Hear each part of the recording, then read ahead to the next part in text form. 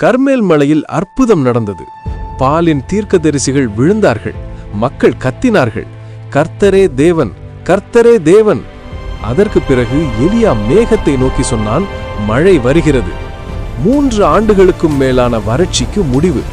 வானம் கருமையாக்கியது, காற்று சீறியது, மழை காற்று எழுந்தது. ஆகாப் ராஜா தனது தேரில் எழுந்து இஸ்ரேலுக்கு புறப்பட்டான். ஆனா இங்கேதான் ரகசியம். கர்த்தரின் கை எலியாவின் மேல் விழுந்தது. அவன் இடுப்பில் தன் ஷால்வை சேர்த்து கட்டினான். அவன் ஓட ஆரம்பித்தான். இது சாதாரண மனித ஓட்டல் இல்லை, இது தெய்வீக வல்லமை, இது பரிசுத்த ஆவியின் ஆற்றல். மலை, காற்று, மழை, மண் சரிவு, இவனுக்கு எந்த தடையும் இல்லை. ராஜாவின் குதிரைகளும் தேரும் புயலில் போராடின. ஆனா எலியா காற்றை கிழிச்சு, புயலை வெட்டி, தேரை முந்தி இஸ்ரேல் வரை ஓடினான். இந்த சம்பவம் சொல்லுவது, தேவன் வல்லமையை தந்தால் மனித எல்லை, வயது, உடல், சூழ்நிலை எதுவும் தடையா இருக்க முடியாது. உலகம் ஸ்லோவாக இருக்கும்போது தேவன் உன்னை ஆக்சலரேட் செய்வார். மனிதன் முடியும் இடத்தில் நிற்கும்போது தேவன் ஆரம்பிப்பார்.